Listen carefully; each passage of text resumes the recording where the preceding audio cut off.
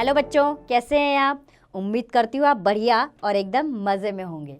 बच्चों, आज हम एक संवाद पढ़ेंगे जिसका नाम है गांव बड़ा या शहर। बच्चों, एक बार की बात है, एक दिन राह चलते हुए गांव और शहर आपस में एक दूसरे से टकरा गए। दोनों को अपनी अपनी विशेषताओं पर बहुत गर्व था, इसलिए दोनों में भेंट होते ही बहस छिड़ गई। शुरुआत में दोनों के बीच लड़ाई झगड़ा हुआ, लेकिन अंत में सब ठीक हो गया। तो चलिए देखते हैं ऐसा कैसे, कब और कहाँ हुआ।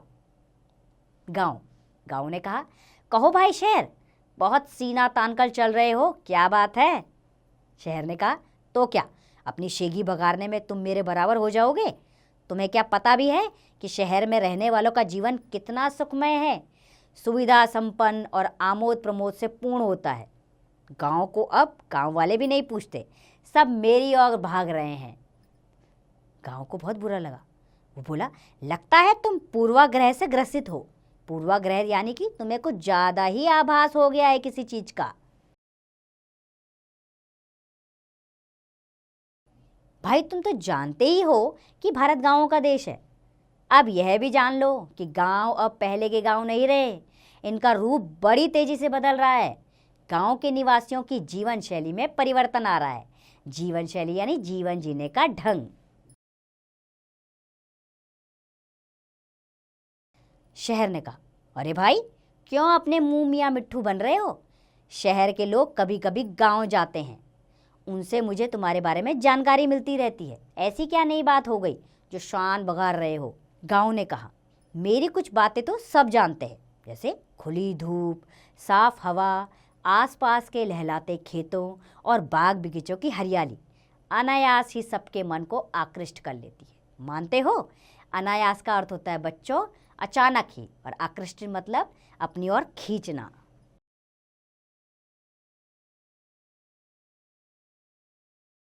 शहर, मानता हूं, पर गांव के निवासियों की जीवन शैली के बारे में तुम कौन सी उल्लेखनीय बात बताना चाह रहे हो।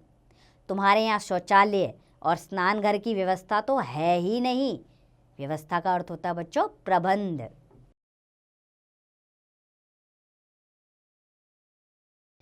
प्रकाश की व्यवस्था का भी अभाव है। गांव के एक तालाब में लोग नहाते हैं, वस्त्र धोते हैं, पशुओं को भी उसी में पानी पिलाते और नहलाते हैं।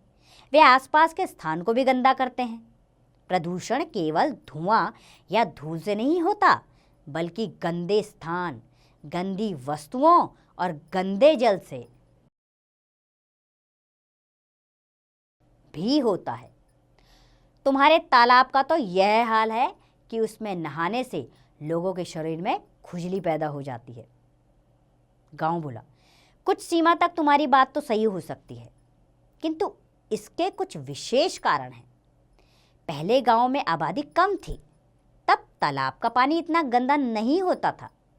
लेकिन अब गांवों की संख्या कई गुना बढ़ गई है, जिसका प्रभाव सफाई पर तो पड़ेगा ही। इसके अलावा परिवार बढ़ने से खेतों का कई बार बंटवारा हुआ, जिससे अब लोगों के पास छोटे छोटे खेत रह गए हैं। लेकिन तुम यह ना समझो कि मुझे तुम्हारी स्थिति का पता नहीं है। जनसंख्या वृद्धि के परिणाम तो तुम्हें भी भुगतने पड़ रहे हैं। मुझे तुम्हारे बारे में बहुत कुछ पता है। तो देखा, गांव और शहर किस बात पर वाद विवाद में लग गए। दोनों एक दूसरे की अच्छाई नहीं बता रहे, लेकिन एक दूसरे की बुराइयों को उजागर करने पे लगे। तभी शहर ने कहा, क्यों नहीं, तुम्हें मेरे बारे में सब पता होगा, लेकिन मेरे यहाँ लोगों की दशा गांव वालों की तरह नहीं है। गांव ने कहा, ऐसा कहकर तुम मेरी आंखों में धूल नहीं झोंक सकते। अरे, तुम्हारे तो कई मोहल्ले ऐसे हैं जहाँ कई कई मंजिल ऊंचे और आपस में सटे मकानों की वजह से लोगों को सूर्य के दर्शन भी नहीं हो पाते। रात में बिजली के प्रकाश में जगमगाने वाले घर दिन में सूर्य के प्रकाश के लिए तरसते रहते हैं। गांव ने शहर को कहा ऐसा कि तुम्हारे यहाँ घर ऐसे सटे हुए होते हैं कि लोगों को सूर्य की रोशनी ही नहीं मिल पाती। शहर बोला, स्वच्छ वायु और सूर्य के प्रकाश की सुलभता पर ही तुम इतना इतरा रहे हो। सुलभता का अर्थ होता है बच्चों आसानी से मिलने वाला।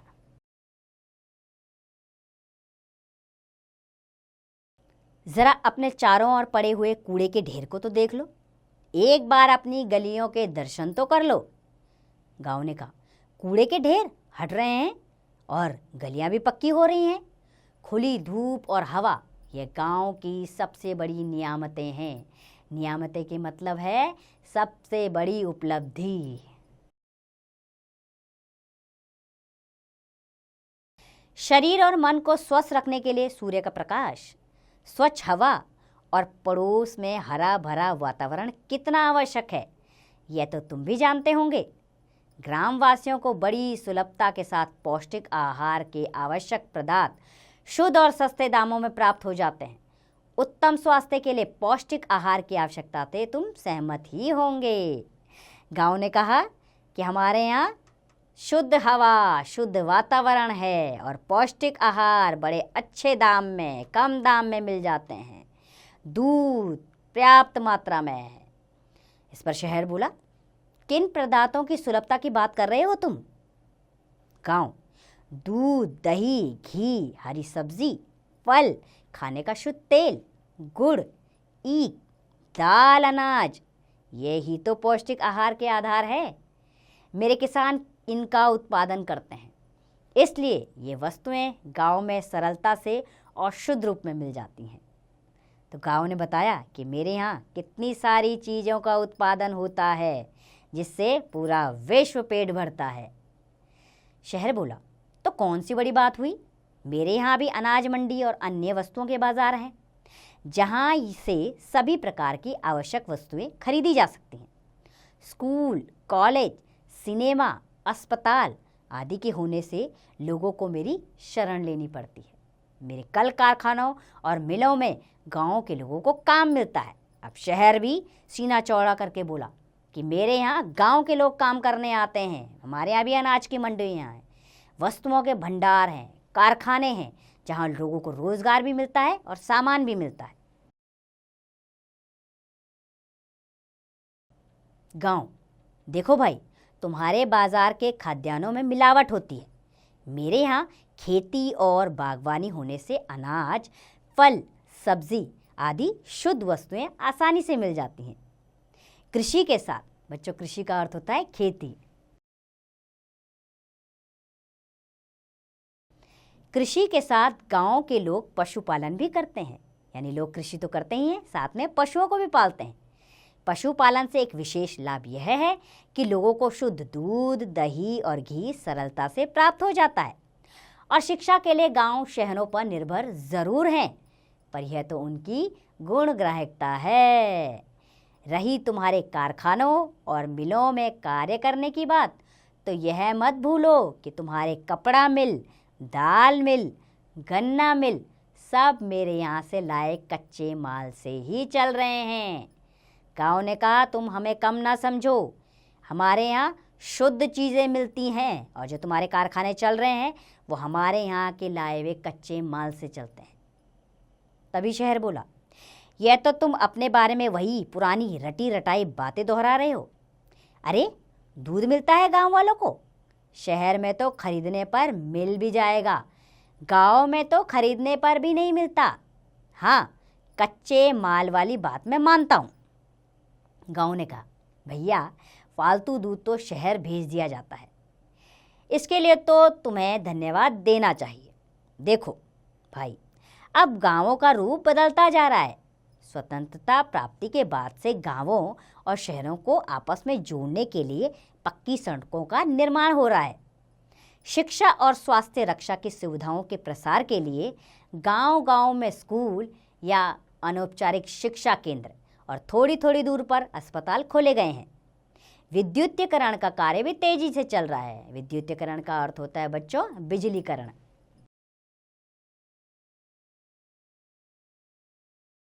जगह जगह पानी की टंकियां बन रही है, खुले में शौच से मुक्ति के लिए शौचालय बनाए जा रहे हैं। गांव ने कहा कि गांव में बहुत कार्य चल रहा है, बिजलीकरण का काम चल रहा है, अस्पताल खोले जा रहे हैं, सारी सुख सुविधाएं यहाँ मौजूद है, स्कूल कॉलेज का भी निर्माण हो रहा है यहाँ पर। शहर बोला, तुमने पशुपालन के लाभों का तो खूब गुणगान किया, लेकिन बेचारे पशुओं के लिए क्या कहीं चारागाह बच पाया है? लोगों ने पास पड़ोस के वनों को काट कर और चारागाहों को जोत कर खेतों में बदल दिया। अब शहर बोला कि तुम पशुपालन की बात तो करते हो, लेकिन पशुओं को चरने के लिए जगह है कहाँ? लोगों ने तो सारे वन काट दिए और क्या कर दिया, उनको खेतों में बदल दिया, वहाँ खेती करने लगे। अब जानवर कहाँ चरेंगे? ऐसा लगता है कि वन संपदा और आस पड़ोस की हरियाली के लाभों को गांव के लोग भूल गए हैं। गांव के लोग भूल चुके हैं कि गांव प्रसिद्ध थे अपनी हरियाली के लिए। लोगों ने उन्हें काटना शुरू कर दिया। तभी गांव बोला, भाई ये बात तो मैंने स्वयं बताई थी कि जनसंख्या वृद्धि से अनेक कठिनाइयाँ उत्पन्न हो गई हैं, परिवारों का आकार बढ़ता गया है, लेकिन खेती की भूमि तो सीमित ही है। अतः लोग परिणामों की चिंता किए बिना वनों को काटते रहे और चरागाहों को भी खेतों में बदलते गए। इसके दुष्परिणाम तो सामने आएंगे ही। दुष्परिणाम का अर्थ होता है बच्चों बुरे परिणाम। गांव ने कहा, ये तो मैंने बताया था, जनसंख्या वृद्धि के कारण गांव में अनेक कठिनाइयां उत्पन्न हो गई हैं। लोगों के परिवारों का आकार बढ़ गया है, खेती की भूमि सीमित हो गई है। इस कारण लोगों ने वनों को काटना शुरू कर दिया और चारागाह जो हैं वो खेतों में बदल दिए गए। तो इसके बुरे परिणाम तो हमारे सामने आएंगे ही। शहर ने कहा, सच्चाई यह है कि हम दोनों को ही जनसंख्या वृद्धि से उत्पन्न अनेक समस्याओं का सामना करना पड़ रहा है। मेरे ऊपर दोहरी मार पड़ी है। एक और तो मेरे क्षेत्र में जनसंख्या बढ़ती ही जा रही है और दूसरी ओर तुम्हारे यहाँ के बहुत से युवकों ने नौकरी या रोजगार पाने के उद्देश्य से मेरे क्षेत्र में आकर डेरा जमाया है। इस प्रकार निरंतर जनसंख्या बढ़ने से सबको शिक्षा, स्वास्थ्य, रक्षा, रोजगार, आवास आदि की सुविधाएं सुलभ कराना कठिन होता जा रहा है। हाँ, एक बात अवश्य है कि जनसंख्या वृद्धि के परिणामों के बारे में लोग सचेत होने लगे हैं। हरियाली लाने के बारे में लोगों में चेतना आई है। गांव और शहर दोनों क्षेत्रों में सामाजिक वानिकी और वृक्षारोपण का कार्यक्रम चलाकर हरियाली बढ़ाने के प्रयास किए जा रहे हैं। यह एक शुभ लक्षण है। बच्चों, वृक्षारोपण का अर्थ होता है भारी संख्या में वृक्ष लगाना। तो शहर ने कहा, यह चिंता का विषय है जनसंख्या बढ़ना, लेकिन अब धीरे धीरे लोगों में समझ आ गई है। लोग इसके बारे में जागरूक हो गए हैं कि हमें अपने वातावरण की रक्षा करनी होगी, जिसके लिए हमें अधिक से अधिक पेड़ लगाने होंगे। गांव बोला, यह बात तो ठीक है, लेकिन मुझे तुम्हारे बढ़ते आकार से खतरा है। बढ़ी हुई जनसंख्या को आवास की सुविधाएं सुलभ कराने के लिए नई नई आवासीय बस्तियों का विकास किया जा रहा है। इसके लिए पास पड़ोस के गांवों की खेती की भूमि का अधिग्रहण किया जा रहा है। अधिग्रहण यानी कि उन्हें कब्जा किया जा रहा है उसमें।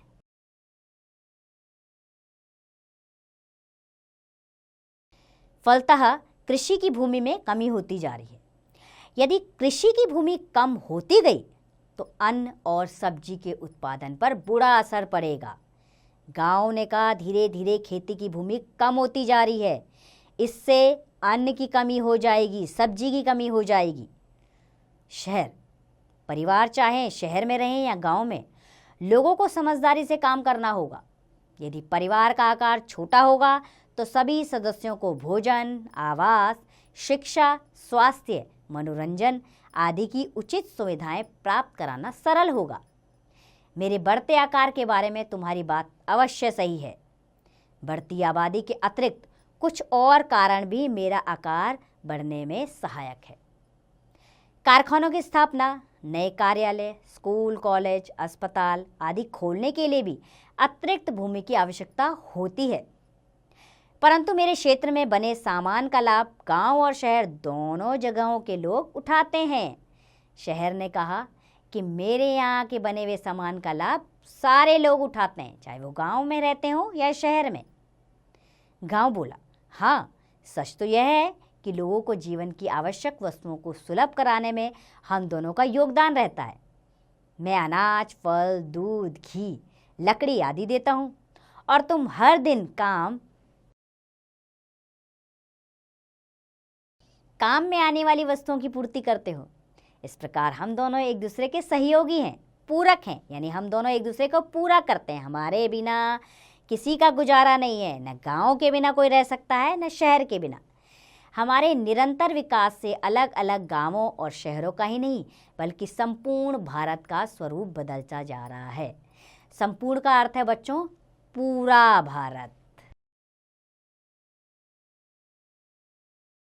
यानी कि गांव और शहरों के विकास से पूरा भारत दिनों दिन बदलता जा रहा है।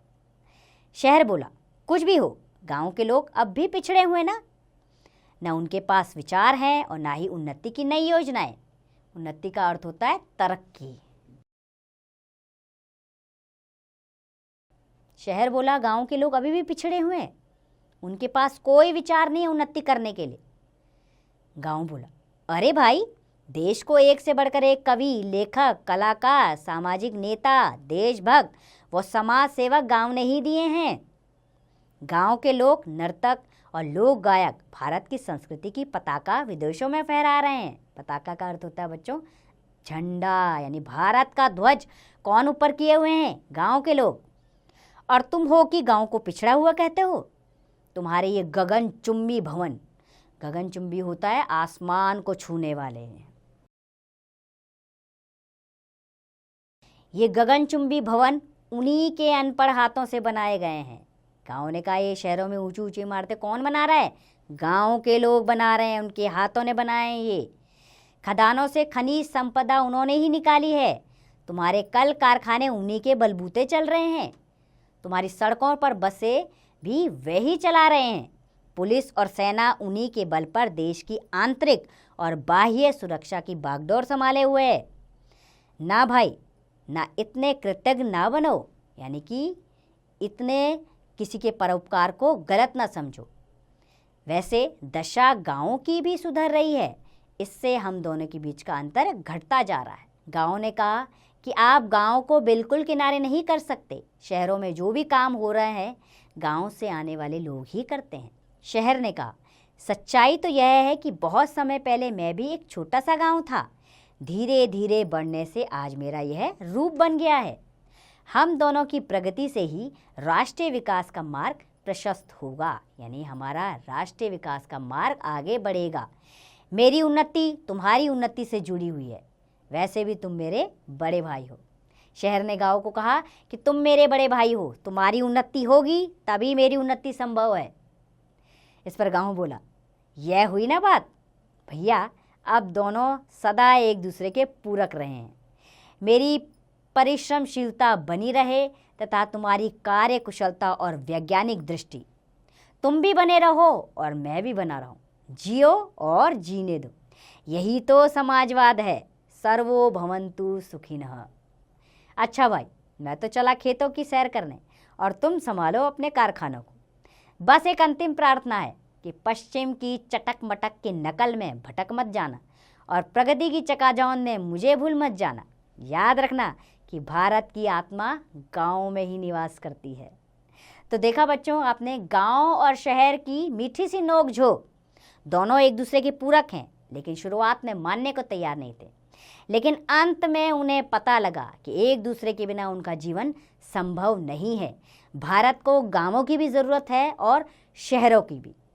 तो उम्मीद करती हूँ बच्चों, आपको ये पाठ बहुत पसंद आया होगा और आप भी समझ गए होंगे गांव की उपयोगिता और शहर की उपयोगिता। अब आप इसका अभ्यास स्वयं कीजिए।